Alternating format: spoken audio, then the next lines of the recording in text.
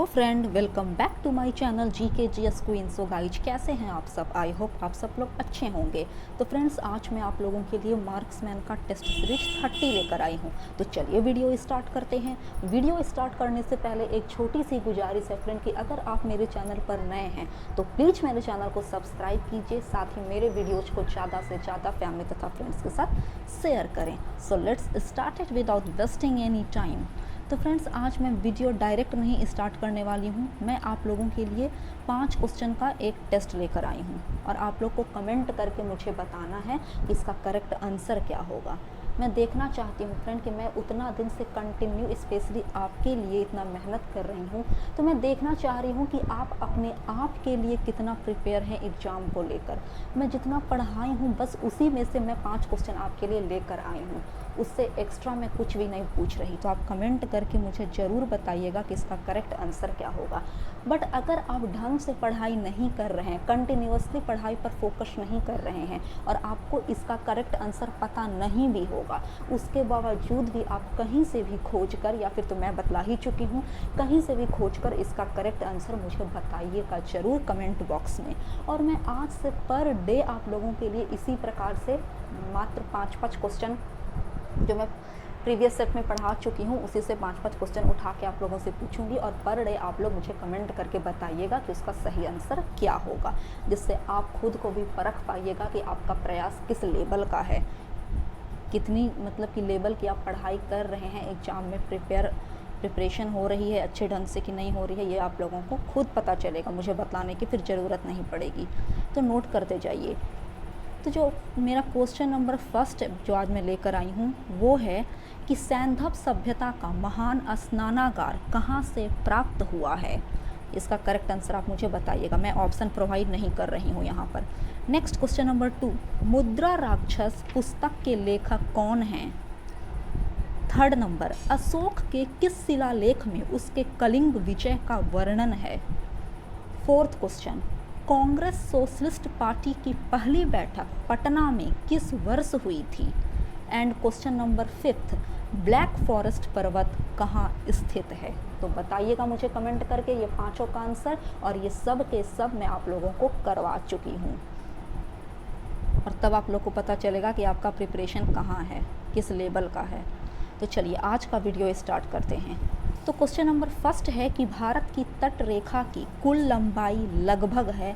आप वीडियो को पॉज करते हुए आंसर दीजिएगा फ्रेंड। तो यहाँ पर ऑप्शन नंबर डी करेक्ट हो जाएगा, यानी 7517 किलोमीटर इसकी अप्रॉक्स लेंथ है भारत की तट रेखा की, ठीक है ना।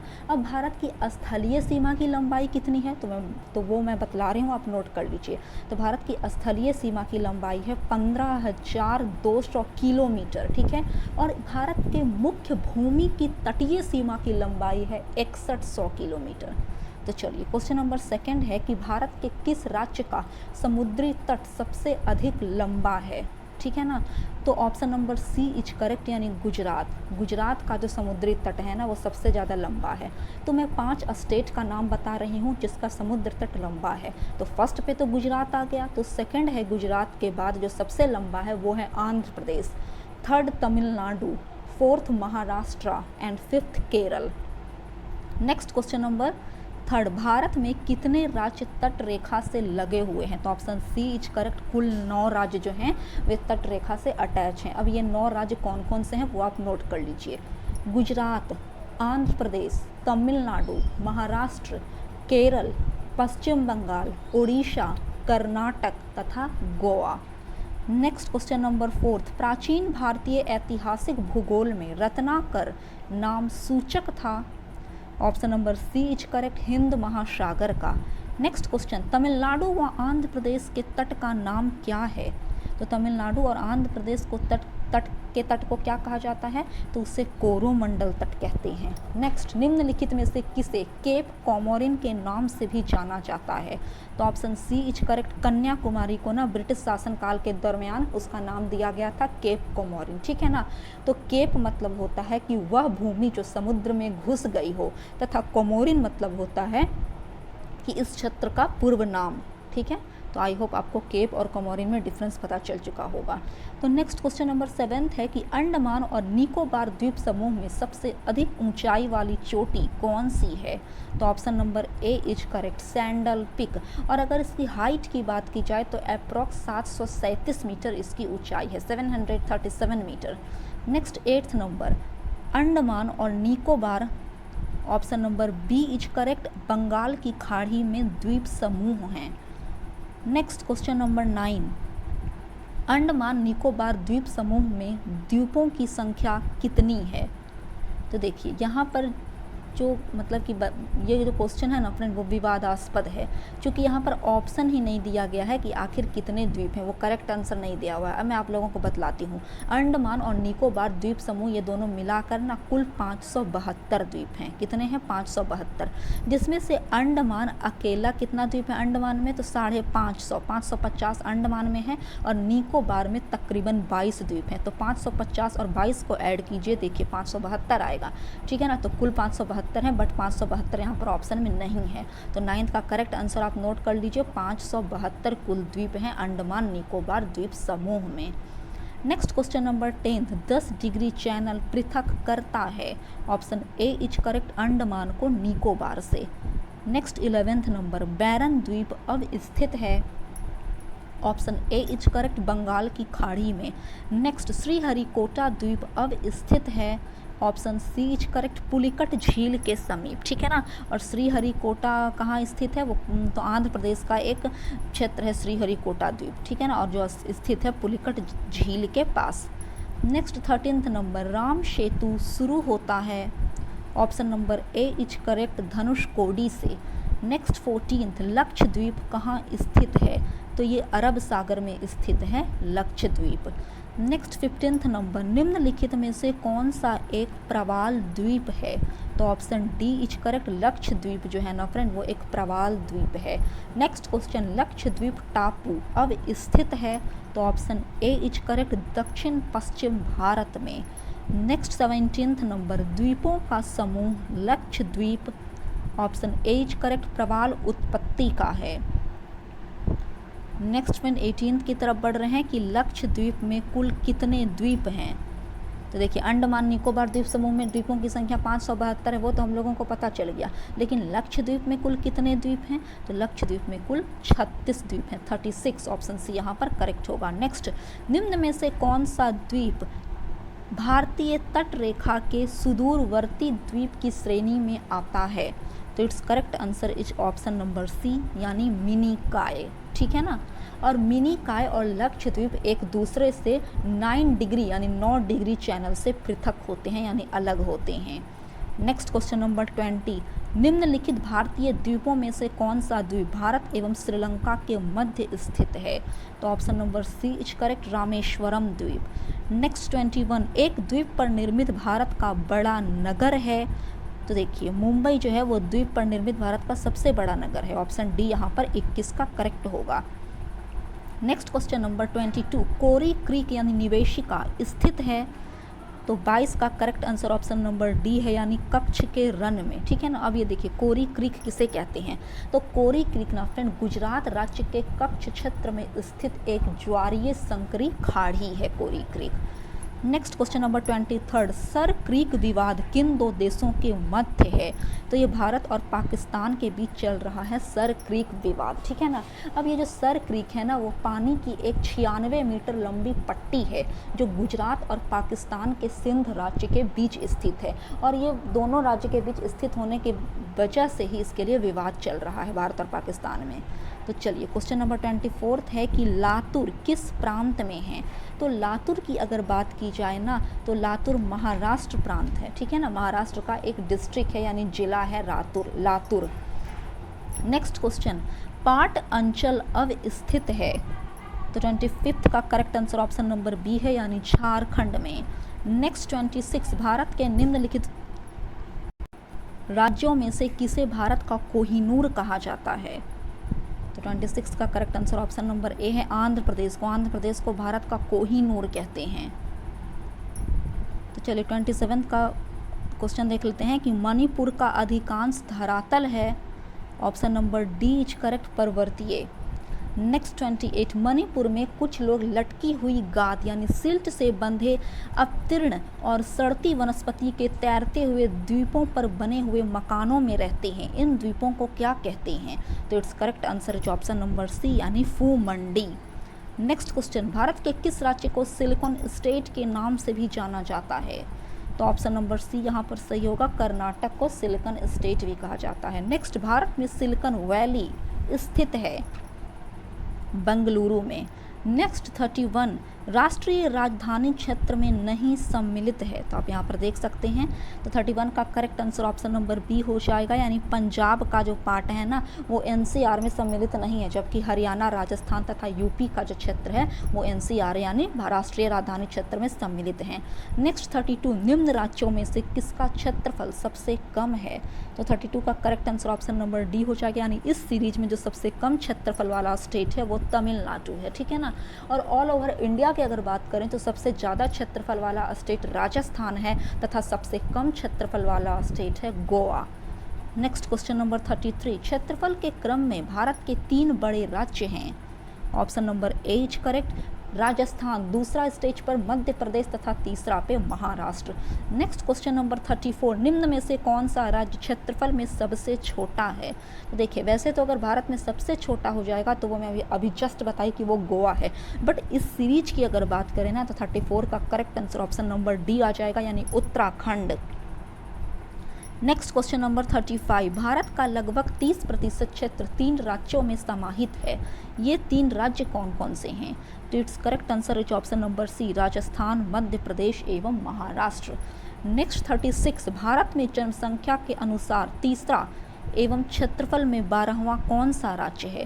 तो देखिए, यहाँ पर correct answer option number D हो जाएगा, यानी बिहार, ठीक है ना। बिहार की अगर बात करें तो जब तेलंगाना बना ना नया स्टेट, तो तेलंगाना बना तो बिहार का स्थान 12वां से बढ़कर क्या हो गया था, 13वें पोजीशन पर पहुंच गया था।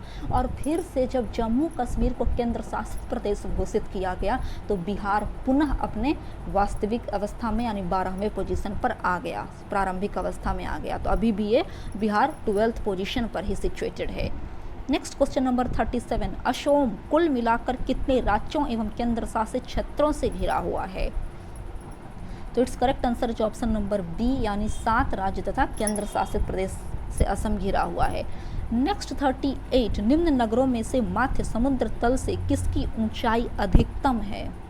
तो option number A is correct, Bengaluru की। नेक्स्ट क्वेश्चन, कौन सा राज्य उत्तर पूर्वी राज्यों की 7 बहनों का भाग नहीं है? अब देखिए, 7 बहनों में कौन कौन से स्टेट आते हैं वो आप नोट कर लीजिए। मेघालय, असम, अरुणाचल प्रदेश, मणिपुर, मिजोरम, त्रिपुरा तथा नागालैंड। तो 39 का जो करेक्ट आंसर होगा वो ऑप्शन नंबर बी होगा, यानी पश्चिम बंगाल। ये 7 बहन जो 7 सिस्टर्स है उसमें इंक्लूड नहीं है। नेक्स्ट क्वेश्चन नंबर 40, वर्ष 1953 में जब आंध्र प्रदेश एक अलग राज्य बना तब उसकी राजधानी कौन बनी थी? तो उस समय उसकी राजधानी थी कर्नूल। ऑप्शन बी यहाँ पर करेक्ट होगा। नेक्स्ट क्वेश्चन नंबर 41, देश के किस प्रदेश में सबसे अधिक जिले हैं? तो अगर डिस्ट्रिक्ट की बात की जाए ना तो उत्तर प्रदेश में सबसे अधिक जिला है। नेक्स्ट क्वेश्चन, गुजरात की राजधानी कौन सी है? तो it's correct answer is option number C, यानी गुजरात की राजधानी है गांधीनगर। ये तो सबको पता ही होगा राजधानी, और अगर नहीं पता है तो आप लोग एक बार देख लीजिएगा। नेक्स्ट 43 है कि राजस्थान की राजधानी कौन सी है? तो बताइए फ्रेंड, इसका करेक्ट आंसर ऑप्शन नंबर ए है, यानी जयपुर। नेक्स्ट, ईटानगर किस राज्य की राजधानी है? तो अरुणाचल प्रदेश की राजधानी का नाम क्या है? ईटानगर। नेक्स्ट क्वेश्चन नंबर 45, निम्नलिखित में से कौन सा एक सुनियोजित राजधानी नगर नहीं है? तो it's correct answer is option number C, यानी बेंगलुरु। नेक्स्ट 46 नंबर, भारत में केंद्र शासित राज्यों की संख्या कितनी है? तो देखिए, यहाँ पर इसका सही आंसर ऑप्शन नंबर सी हो जाएगा, यानी 8 केंद्र शासित प्रदेश हैं अभी फिलहाल वर्तमान समय में भारत में। और ये सब करंट अफेयर का टॉपिक है फ्रेंड। ये जो मतलब कि कुछ दिन पहले ये 7 था, 7 से बढ़कर ये 8 हुआ है। तो आप एग्जाम देने के पहले एक बार चेक जरूर कर लीजिएगा, बट अभी तो ये 8 ही है। तो चलिए 47 की तरफ बढ़ रहे हैं कि निम्न में से एक केंद्र शासित क्षेत्र नहीं है। तो ऑप्शन ए, यानी त्रिपुरा जो है वो केंद्र शासित क्षेत्र नहीं है। नेक्स्ट 48, लेह राजधानी है। तो बताइए लेह किसकी राजधानी है? तो ये लद्दाख की राजधानी है लेह। नेक्स्ट 49, निम्न में से कौन सा केंद्र शासित प्रदेश नहीं है? तो it's correct answer is option number ए, गोवा। यहाँ से प्रजाति और जनजातियाँ से क्वेश्चन एराइज किए गए हैं। तो क्वेश्चन नंबर 50 है कि उत्तर पूर्वी भारत के पहाड़ी एवं जंगली क्षेत्रों में निम्नलिखित में से कौन सा एक प्रजातीय समूह पाया जाता है? तो it's correct answer is option number C, यानी मंगोलायड। नेक्स्ट 51, भारत की निम्नलिखित में से कौन सी जनजाति प्रोटो ऑस्ट्रेलियाइट प्रजाति से संबंधित है? तो it's correct answer is option number C, यानी संथाल। नेक्स्ट, भारत में जो एकमात्र मान भाव कपि पाया जाता है वह है ऑप्शन डी, यानी असोम का श्वेत भौम गिबन। ये एकमात्र मान भाव कपि है भारत का। तो चलिए 53 की तरफ बढ़ रहे हैं। अगर आपको वीडियो पसंद आ रहा है तो एक लाइक जरूर कीजिएगा। कौन सी जनजाति दिवाली को शोक का त्यौहार मनाती है? देखिए, दिवाली को हम लोग खुशियों का त्यौहार मनाते हैं, बट ऐसी कौन सी जनजाति है जो दिवाली को शोक का त्यौहार मनाती है? तो थारू जनजाति जो है ना फ्रेंड, वो दिवाली को शोक का त्यौहार मनाती है। और ये थारू जनजाति कहाँ पाई जाती है? तो ये उत्तराखंड की जनजाति है। नेक्स्ट 54 नंबर, थारू लोगों का निवास कहाँ है? तो देखिए, यहाँ पर अभी जस्ट मैं बताई कि उत्तराखंड में थारू लोग निवास करते हैं। तो यहाँ पर 54 का ऑप्शन बी सही होगा। नेक्स्ट 55, निम्न में से कौन धौलाधर श्रेणी क्षेत्र की प्रमुख जनजाति है? तो ऑप्शन बी यहाँ पर करेक्ट होगा, गद्दी। नेक्स्ट क्वेश्चन, गद्दी लोग निवासी हैं, option B is correct, Himachal Pradesh के। नेक्स्ट 57, संथाल निवासी हैं, ऑप्शन डी, पूर्वी भारत के। ठीक है ना। अब देखिए, यहाँ पर बहुत सारी जनजातियों के बारे में दिया गया है कि किस किस क्षेत्र में कौन कौन सी जनजाति पाई जाती हैं। तो संथाल यहाँ पर किस क्षेत्र में निवास करते हैं? तो पूर्वी भारत के हैं। बट अगर बिहार की बात की जाए ना, तो बिहार की भी कुछ प्रमुख जनजातियाँ हैं, वो आप नोट कर सकते हैं। गोंड, खोंड, उरांव, संथाल, चेरो, खैरवार एटसेट्रा, ये सब प्रमुख जनजातियाँ हैं बिहार के। नेक्स्ट 58 नंबर, ऋतु प्रवास किया करते हैं, option A is correct, Bhutia जनजाति के लोग। नेक्स्ट 59, बोडो निवासी हैं, ऑप्शन नंबर ए यहाँ पर सही होगा, गारो पहाड़ी के। नेक्स्ट 60, गारो जनजाति है। तो देखिए फ्रेंड, गारो जो जनजाति पाई जाती है ना, वो असम, मिजोरम और मेघालय। ठीक है, असम, मिजोरम और मेघालय, ये तीनों क्षेत्र में पाई जाती है गारो जनजाति। बट अगर पहली प्राथमिकता दी जाएगी, यानी ऑप्शन में आपका यहाँ पर तीनों है और लास्ट में एक मणिपुर भी है, तो पहली जो प्रधानता दी जाएगी वो मेघालय को दी जाएगी। तो इस अकॉर्डिंग इसका correct answer option number D हो जाएगा, यानी मेघालय। बट गारो जनजाति पाई जाती है असम, मिजोरम और मेघालय, ये तीनों स्टेटों में। नेक्स्ट 61 नंबर, खासी एवं गारो भाषा बोलने वाली जनसंख्या पाई जाती है, ऑप्शन बी, मेघालय में। देखिए, यहाँ पर भी असम दिया गया है। तो अगर किसी एग्जाम में आपका ऑप्शन मेघालय नहीं दिया रहेगा, तो उस केस में आप असम और मिजोरम भी टिक लगा सकते हैं, आपका आंसर गलत नहीं होगा। नेक्स्ट क्वेश्चन नंबर 62, निम्नलिखित जनजातियों में से कौन सी केरल में पाई जाती है? तो केरल की जनजाति को चेंचू कहते हैं। नेक्स्ट 63, निम्नलिखित में भारत की सबसे बड़ी जनजाति कौन सी है? तो option B is correct, Gond. Gond जो है ना, वो भारत की सबसे बड़ी जनजाति है। 64, टोडा एक जनजाति है जो निवास करती है नीलगिरी की पहाड़ियों पर। ये सब इंपॉर्टेंट क्वेश्चन है फ्रेंड एग्जाम के पॉइंट ऑफ व्यू से, तो आप इसे जरूर याद करके जाइएगा। 65 है कि निम्नलिखित जनजातियों में कौन बहुपति विवाह की प्रथा को मानता है? तो 65 का correct answer option number D हो जाएगा, टोडा। नेक्स्ट 66 की तरफ बढ़ रहे हैं कि एक जनजाति जो सरहुल त्यौहार मनाती है वह है मुंडा जनजाति। मुंडा जनजाति का एक बहुत ही फेमस त्यौहार है जिसका नाम है सरहुल। नेक्स्ट, उत्तराखंड की सबसे बड़ी अनुसूचित जनजाति है, तो 67 का correct answer option number C हो जाएगा, यानी जौनसारी। नेक्स्ट 68, भील जाति कहाँ पाई जाती है? तो भील जाति महाराष्ट्र की जाति है। नेक्स्ट 69, सहरिया जनजाति के लोग कहाँ के निवासी हैं? तो ये राजस्थान के निवासी हैं। नेक्स्ट, निम्नलिखित स्थानों में से कहाँ सोमपेन जनजाति पाई जाती है? तो ऑप्शन बी यहाँ पर करेक्ट होगा, निकोबार द्वीप समूह में। नेक्स्ट क्वेश्चन, निम्नलिखित केंद्र शासित प्रदेशों में से ओंज जनजाति के लोग किसमें रहते हैं? तो ये अंडमान और निकोबार द्वीप समूह में ओंज जनजाति के लोग रहते हैं। नेक्स्ट 72, भारत की सर्वाधिक आद्य जनजाति है, 72 का correct answer option number B हो जाएगा, यानी जारवा। 73 झूमिंग करते हैं, ऑप्शन बी, खासी जनजाति के लोग ना झूमिंग करते हैं। नेक्स्ट 74 की तरफ बढ़ रहे हैं। हिंदी के पश्चात कौन सी भाषा भारत में सबसे अधिक बोली जाती है?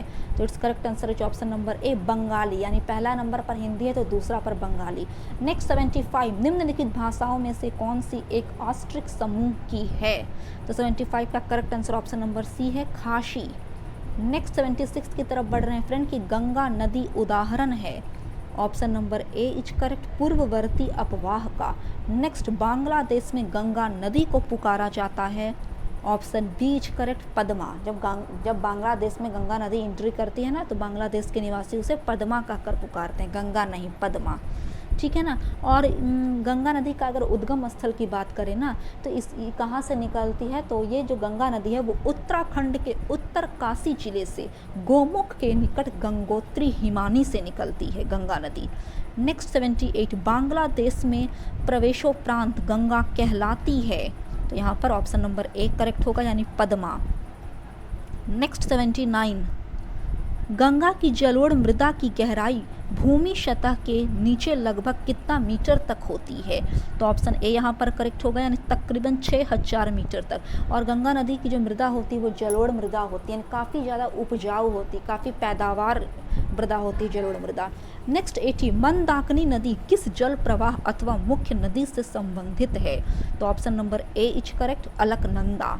नेक्स्ट 81 उस नदी का नाम बताइए जो केदारनाथ से रुद्रप्रयाग के मध्य बहती है, तो option D is correct, Mandakini. Next निम्नलिखित में से किस नदी के तट पर बद्रीनाथ का प्रसिद्ध मंदिर स्थित है?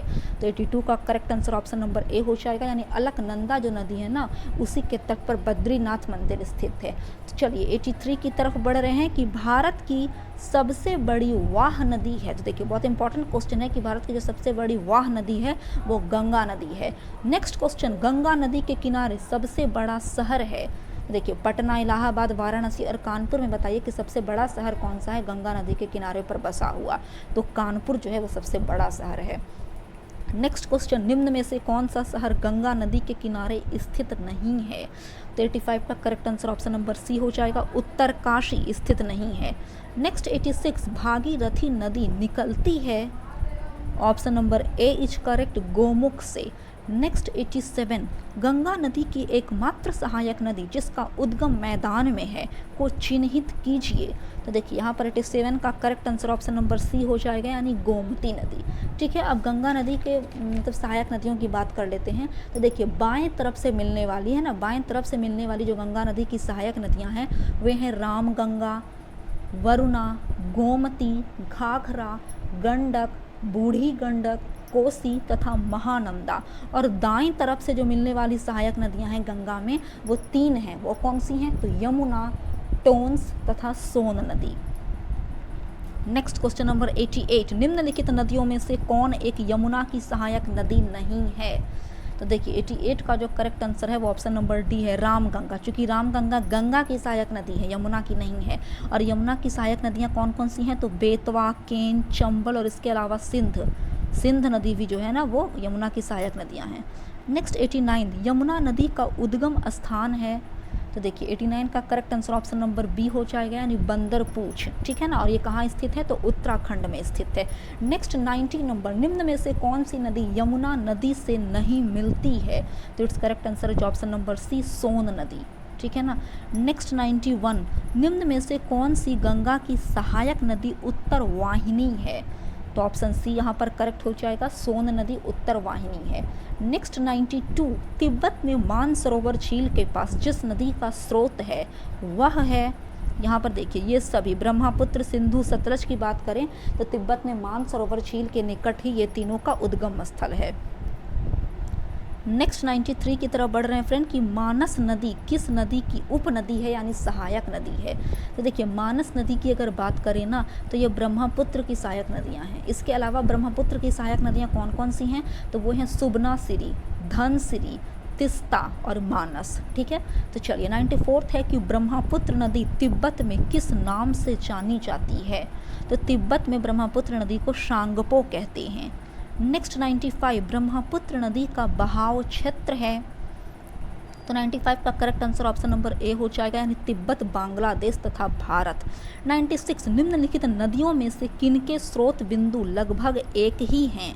तो 96 का correct answer option number C हो जाएगा, यानी ब्रह्मपुत्र और सिंधु की अगर बात करें ना, तो इसका जो मतलब कि स्रोत बिंदु है ना, वो तिब्बत में जो मानसरोवर झील के निकट चेमायुंगडुंग हिमनद है, यानी चेमायुंगडुंग जो ग्लेशियर है वहीं से ये दोनों नदियाँ निकलती है, ब्रह्मपुत्र और सिंधु। नेक्स्ट 97 निम्नांकित में से कौन सी एक नदी डेल्टा का निर्माण नहीं करती है। तो देखिए नर्मदा नदी जो है ना वो डेल्टा का निर्माण नहीं करती है, नर्मदा नदी ज्वारंद मुख का निर्माण करती है। ठीक है, तो चलिए 98 है कि निम्नलिखित में से कौन सी नदी भ्रंश घाटी से होकर प्रभावित होती है। तो 98 का correct answer option number C हो जाएगा, तापी, जिसका दूसरा नाम ताप्ती भी कहते हैं ना। तो तापी यानी ताप्ती नदी जो है ना फ्रेंड, वो सतपुड़ा और अजंता के बीच भ्रंश घाटी से होकर बहती है। नेक्स्ट 99 नंबर निम्नलिखित में से कौन सा जनपद नर्मदा बेसिन का भाग है। तो option A is correct, Rajnandgaon. Rajnandgaon जो है ना वो जो जनपद है वो नर्मदा बेसिन का एक पार्ट है। नेक्स्ट और लास्ट क्वेश्चन है 100 नंबर की, अमरकंटक में कौन सी नदी का उद्गम होता है। तो option C is correct, Narmada नदी का। ठीक है ना, नर्मदा नदी का उद्गम स्थान कहाँ है, तो मैकाल पर्वत पर एक अमरकंटक चोटी है, वहीं से नर्मदा नदी निकलती है। और नर्मदा नदी की अगर सबसे बड़ी विशेषता कही जाए ना, एडवांटेज कही जाए, तो वो ये है कि अरब सागर में गिरने वाली प्रायद्वीपीय भारत की ये सबसे बड़ी नदी है नर्मदा, जो अरब सागर में गिरती है। तो फ्रेंड्स ये था हमारा 100 क्वेश्चंस का एक शानदार सेट। आई होप आपको मेरा वीडियो पसंद आता है। अगर आपको मेरा वीडियो पसंद आए तो प्लीज़ मेरे चैनल को सब्सक्राइब कीजिए तथा मेरे वीडियोज़ को ज़्यादा से ज़्यादा फैमिली तथा फ्रेंड्स के साथ शेयर करें। और मैं जो आप लोगों को 5 क्वेश्चन का टेस्ट सीरीज दी हूँ फ्रेंड, आप उसे ज़रूर कमेंट करके मुझे बताइएगा कि उसका करेक्ट आंसर क्या होगा। थैंक्स फॉर वॉचिंग, तब तक के लिए जय हिंद, जय भारत।